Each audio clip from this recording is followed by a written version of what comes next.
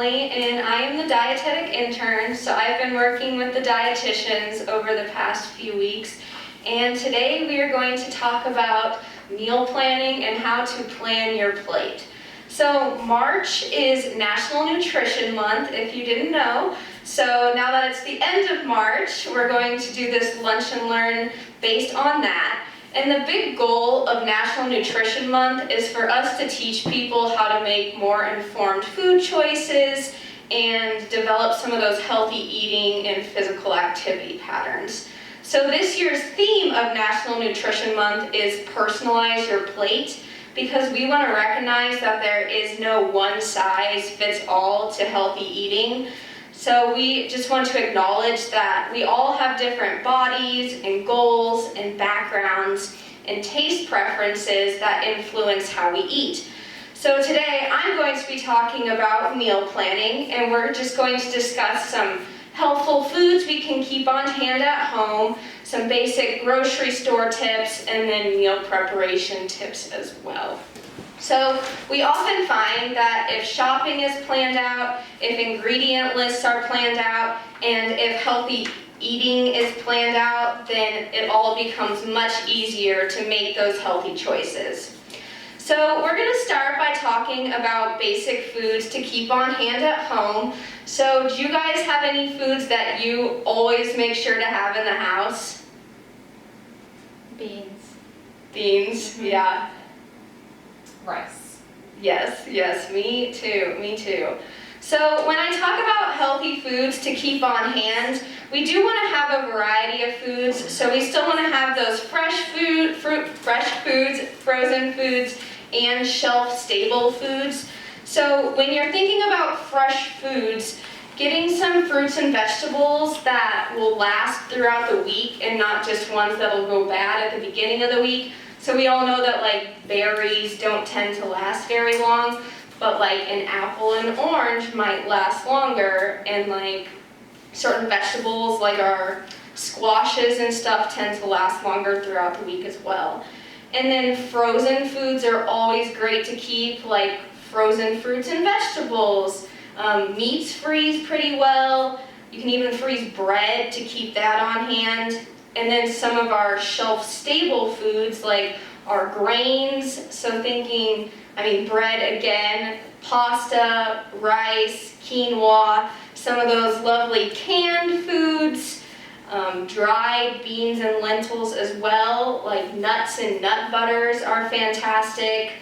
Dried stuff as well, like dried fruit can be good. And then our spices and herbs, like we all love those good pantry staples to make our foods flavorful. And then our oils as well are good to have for cooking.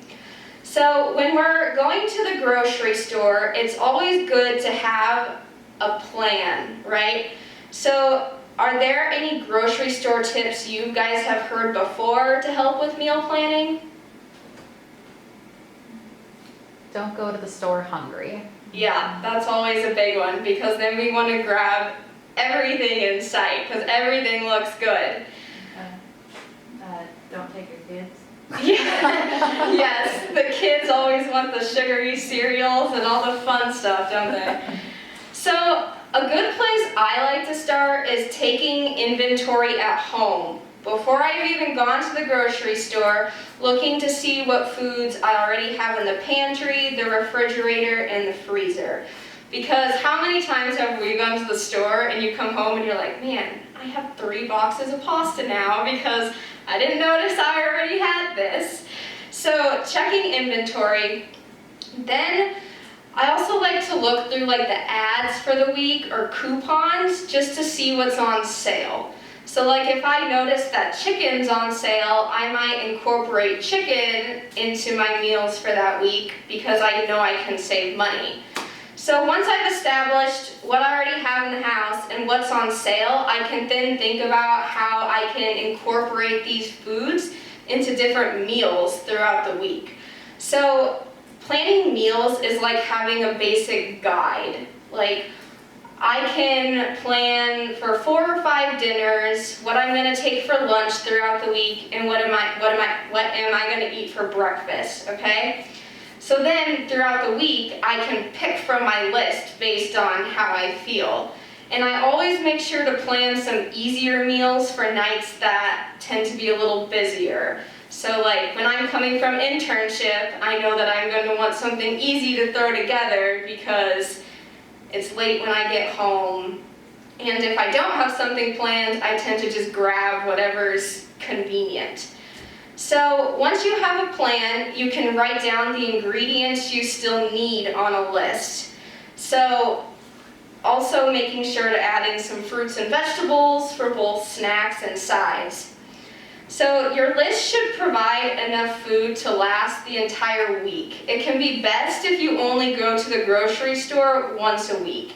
And there's a few different reasons for this.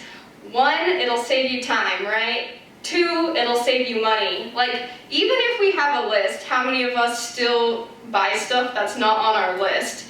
So if I forget an item and I have to go back to the grocery store, not only am I probably buying that item, I'm probably buying 3 or 4 other items that look good to go with it. So trying to minimize that trip to only once a week. And then it can really help if you organize the items on your grocery list to either where they are in the store or the different food categories. So for example, I like to shop at Aldi, so when I plan my grocery list, I categorize it on like my fresh fruits and vegetables, like my milk, dairy products and eggs, my canned items, and then like my freezer items and my meat and cheese.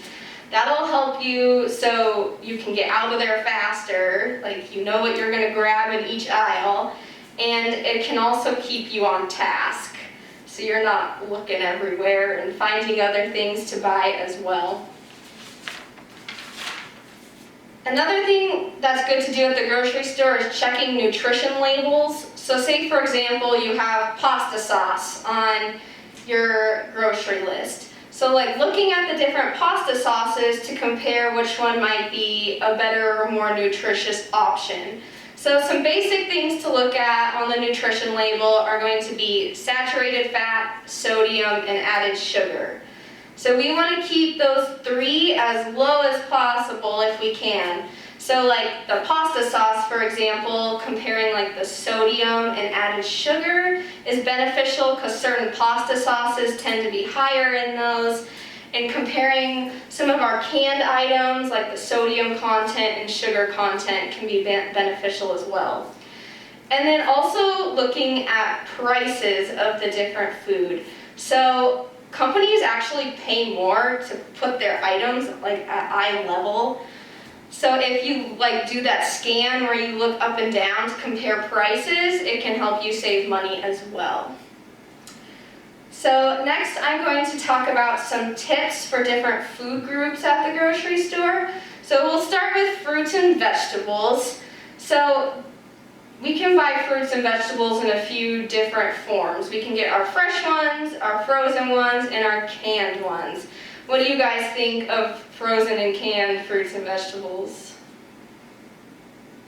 Not as good, but they're easier. Okay. What do you... Yeah, definitely easier. Yeah, They're yeah. also more consistent, because like, Yes. you just don't know what you're getting with the fresh. Yeah, that's true. That's true. So canned and frozen fruits and vegetables can actually have the same nutrition content as fresh fruits and vegetables. So if you buy fresh fruits and vegetables, it's best to try to get them in season because the store will have them for less since they're coming in shipped in bulk, and they'll also taste better. If you do canned fruits or vegetables, do the canned fruit that's in 100% juice or water, and then canned vegetables that are low sodium or no salt added, but they still have great nutritional value, and they don't really, they take forever to expire. And then for frozen fruits and vegetables, those are great options, especially when the fruit and vegetables we like are out of season.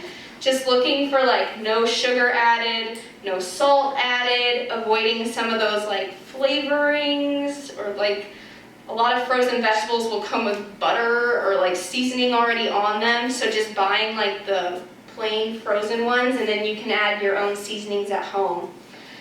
And then when we look at grains, we do want to try to go for more of the whole grains because they provide that fiber and those B vitamins. So do you guys know how to tell if a grain is a whole grain versus a refined grain?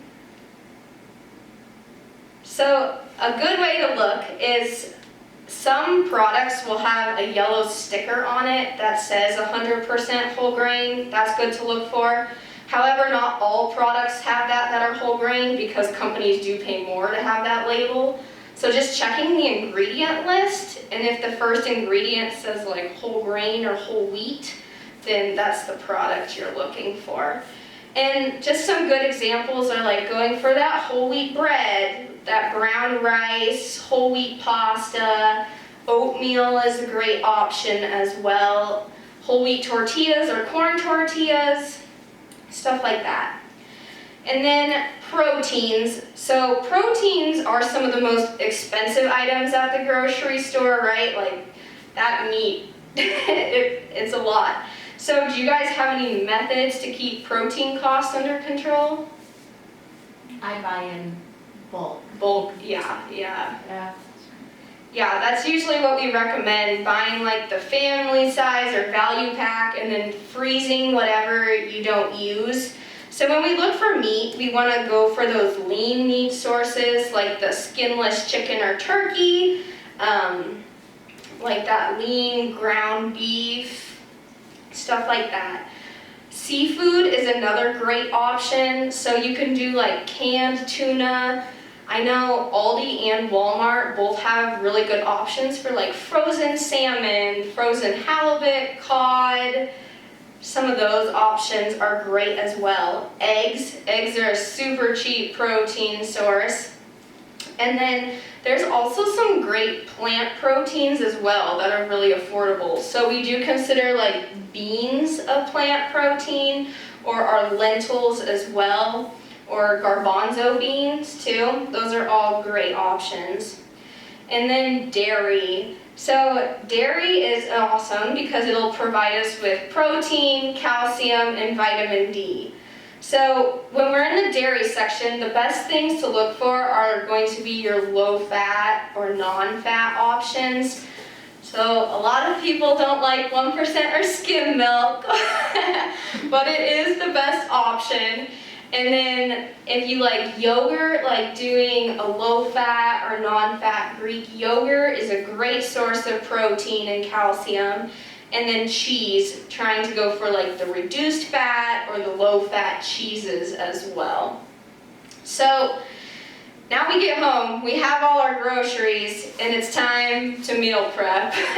So when I say meal prep, I don't necessarily mean like getting everything ready on the weekend, putting it in containers, and taking it with you. Like, we can reference our list we made before we made our grocery list and just pick which meals we want to make during the week. So a good thing to consider is that we want a variety of all the different food groups. So a good protein source, fruits and vegetables, grains, and dairy. So when we think about this healthy meal pattern with those different components, we don't necessarily have to get that at every single meal. Like, you don't have to eat a fruit and a vegetable for breakfast, lunch, and dinner. If you prefer like doing a fruit for breakfast and snack, then just making sure you get that vegetable in for like lunch and dinner. So it's more of paying attention to like your overall diet pattern instead of every single meal. And the food groups don't necessarily have to be separated. I feel like oftentimes we show the My Plate and people think like, oh, I have to have a protein here and a grain here, my vegetable here. But if you think about like a stir fry that encompasses all those components with like, say you do chicken, rice, and throw some vegetables in, then you're still fulfilling that eating pattern, right? It's just all mixed together. So some other things we want to consider is how we're going to cook our food. So we want to limit frying as much as possible. If you do like pan frying, choosing some of those liquid oils like our olive oil, canola oil, vegetable oil, and trying to limit that butter. So it can also be good to go for like baking or grilling or broiling or roasting. Those are some good methods. I don't know if anyone has an air fryer, but those things are fantastic too. Can give you that crunch without all that oil. When we sweeten our food using alternative methods for sugar, so fruit is a great natural sweetener. So if you guys do like oatmeal or yogurt in the morning, instead of adding sugar, just adding some fruit in there, or even some spices like cinnamon and nutmeg kind of provide that natural sweetness without having to add sugar, or even like vanilla. If any of you guys came to Tyler's Lunch and Learn, I don't know, the last intern talked about reducing salt. So good ways to reduce salt are to use some of those spices and herbs in the pantry. So going for like paprika or garlic powder, onion powder. Mrs. Dash is a great alternative. Different lemon and lime flavorings as well. And then a good way, if you are super busy to work on meal prepping, is making extra so you have leftovers, and then taking them for either lunch the next day or saving them for the next night or the night after to eat for dinner again as well. So I provided you guys with a handout that has some like a basic grocery list, so some of the things we went over, some different grocery store tips and the meal preparation, and then the tips for each food group. And then on the back, there are some recipe ideas. So these do follow that My Plate or that eating pattern I talked about briefly. So just making sure you're getting like a grain in at each meal, a protein, fruits or vegetables, and then either dairy or dairy alternatives. And today, I'm going to do a recipe demonstration with the first recipe, so that Mexican style pasta salad. So I already pre-cooked the noodles, so they are ready to go. So we're gonna start by making the dressing. So this is a pretty basic recipe, and I chose this one because it does use a lot of those pantry staples. So a lot of us have pasta in our pantry and canned vegetables, and then I have yogurt. So yogurt is a great alternative to like sour cream or mayonnaise too. It's higher in protein, lower in saturated fat, and then I have different spices that we can use to flavor it. So the dressing is composed of the Greek yogurt, and then it has chili powder,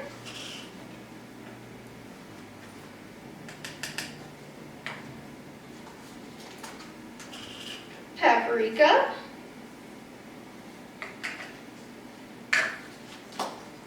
and cumin.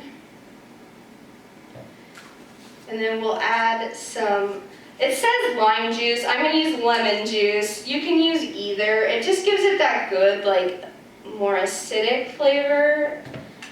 And then some honey as well.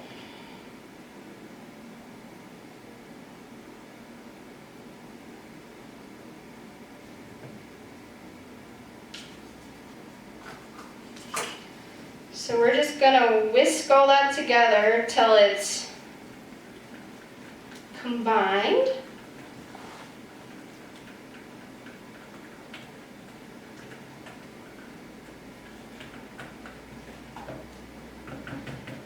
And then I'll put it on the noodles before we combine the other parts of the salad.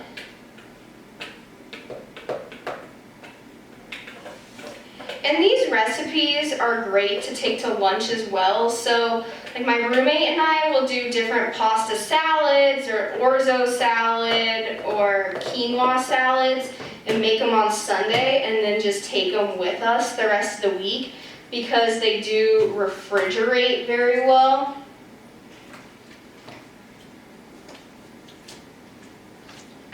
And these recipes, like the salad recipes, are also great because you can make it according to your liking, right? So if you did want to make it more of a main meal instead of a side meal, you could add like chicken or some sort of protein source, extra black beans, whatever you prefer, just to get that extra protein.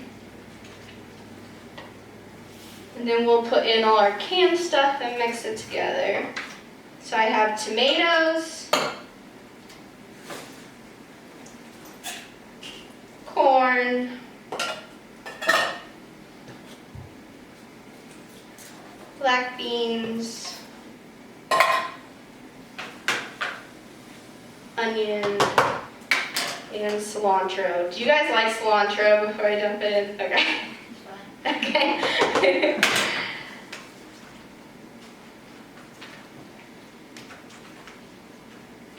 And then you just combine it all together.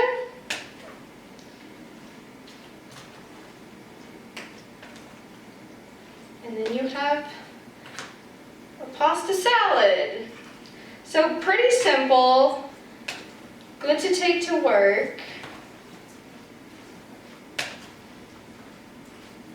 And we made it from a bunch of our pantry staples.